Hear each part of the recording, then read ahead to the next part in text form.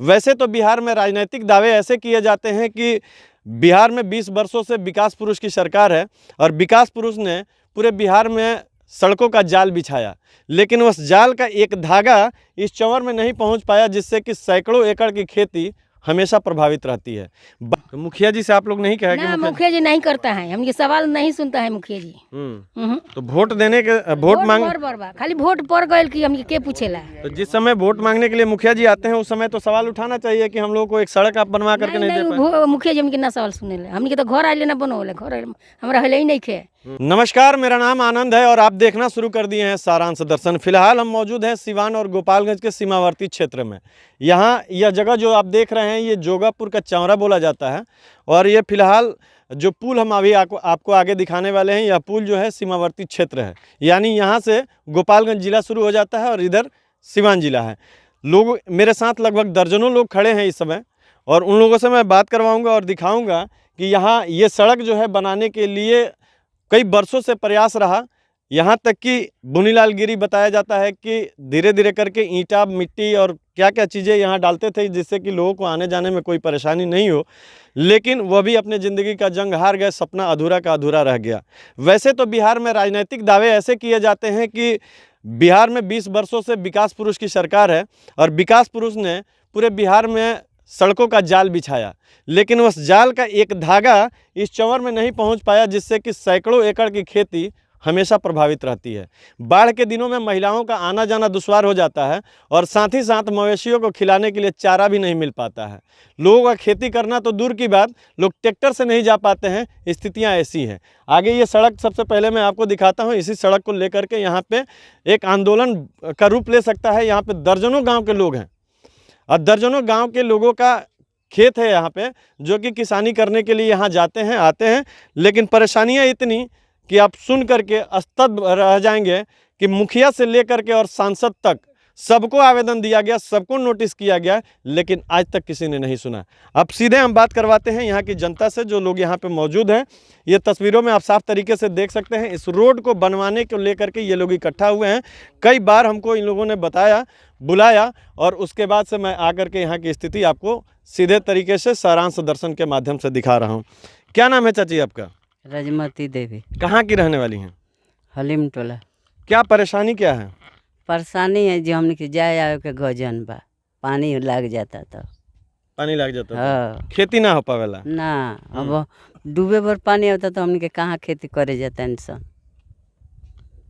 आपका क्या नाम है चाची? इरादा खत्म ना। इरादा खातून। हाँ। कहाँ की रहने वाली हैं? हलीम टोला। हलीम टोला। हाँ। क्या परेशानी है? बहुत परेशानी है। एमे घास काटे के जाए के एथिए न के व्यस्त नहीं के, पानी डूबे अलावा खेती जाए के रोपे के हम केंगे जाए सन। तो मुखिया जी से आप लोग नहीं कहे कि मुखिया जी नहीं करता है, हम ये सवाल नहीं सुनता है मुखिया जी।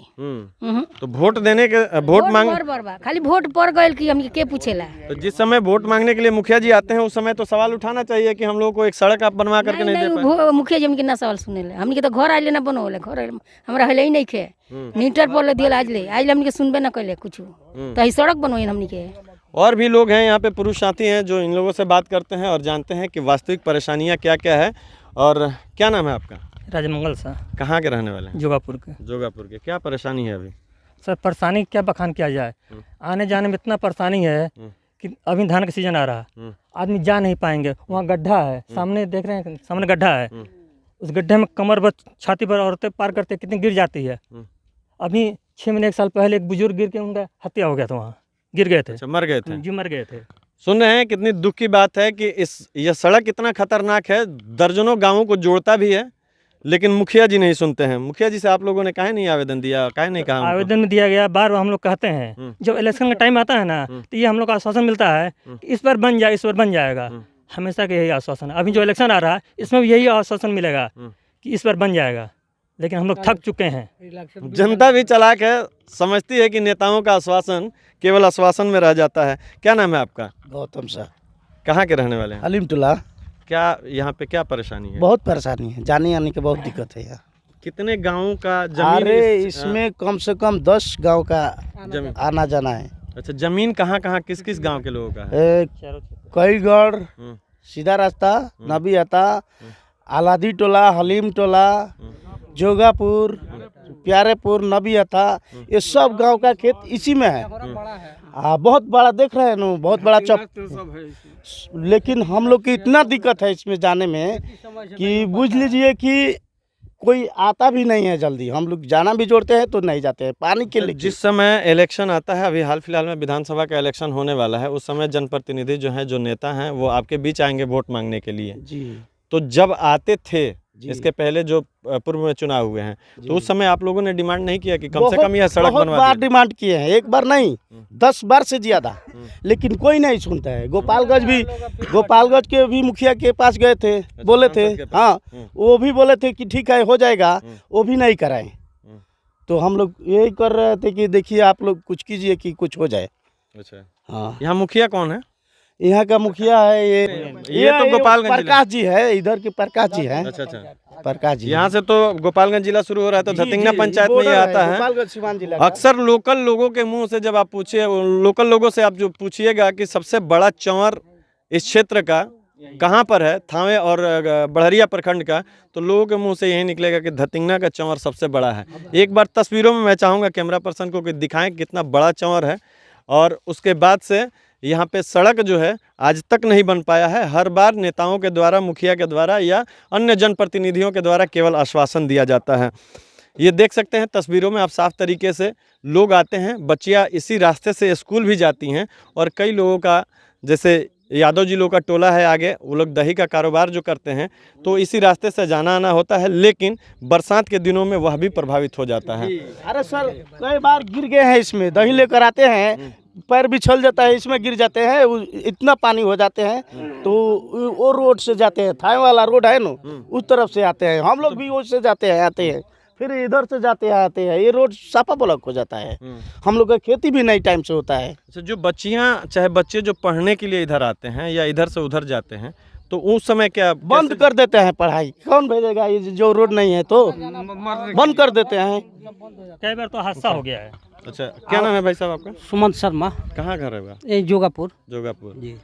किस किस टाइप की परेशानियों का सामना अभी तक आप लोगों ने कर लिया है? मैंने सुना कि बुनीलाल गिरी कोई थे जो कि बहुत इसके लिए प्रयासरत थे। परेशानी तो ये है कि बहुत बड़ा चौरा है। हम लोग खेती गृहस्थी सब यही चौर का है। कई टोला का लोग का आना जाना है, खेती गृहस्थी है। खेती गृहस्थी जब पानी हो जाता है तो कोई खेती गृहस्थी नहीं हो पाता है, तो सारा लोग अस्त व्यस्त हो जाता है। और रास्ता का कारण है कि पानी लग जाता है तो आना जाना सब व्यस्त। इसमें बुनीलाल गिरी थे, बहुत प्रयास किए रास्ता बनवाने के लिए, कोशिश की, मुखिया सरपंच विधायक के पास भी, लेकिन कोई नहीं सुनता है। चुनाव आता है, लोग सुन लेता है, आते जाते हैं, सुन के महटिया देते हैं लोग। अब वो यही सब समस्या है, आप लोग को हम लोग बुलाए हैं, यही सब अब अपना जो कार्यक्रम। अब एक बड़ी बात मैं आपको यह भी बता दूं कि सरकार के नक्शे में यह रोड भी है, इन लोगों ने बताया है नक्शे में। ये नहीं, नक्शा रोड नहीं है, रोड नहीं है ना नक्शा। लेकिन सभी लोगों ने अपना अपना जमीन छोड़ा हाँ, है। छोड़ा है, रास्ते के लिए छोड़ा है। रास्ता 10 फीट का जमीन अपना छोड़ करके लोग चाह रहे हैं कि यहाँ पर सड़क निकल जाए, जिससे कि खेती बाड़ी में सारी परेशानियों का समाधान हो सके और जो बच्चे बच्चियाँ स्कूल जाते हैं उनको आने जाने में परेशानी नहीं हो। एक गांव से दूसरे गांव को जोड़ने वाली यह सड़क जो है आज तक जनप्रतिनिधियों की योजनाओं से उपेक्षित है। अब देखते हैं कि आगे क्या होने वाला है। इस वीडियो को मैं आप सभी से इतना रिक्वेस्ट करूंगा कि इसको इतना शेयर करिए कि उसी सांसद के पास पहुंचे जिसने दूसरा टर्म पूरा करने वाले हैं। 2029 में फिर चुनाव होने वाला है लोकसभा का। आलोक कुमार सुमन गोपालगंज के सांसद हैं, लेकिन उनकी नज़रें अभी तक इस सड़क पर नहीं पड़ी है। फिलहाल के लिए बहुत धन्यवाद। आप देख रहे थे सारांश दर्शन।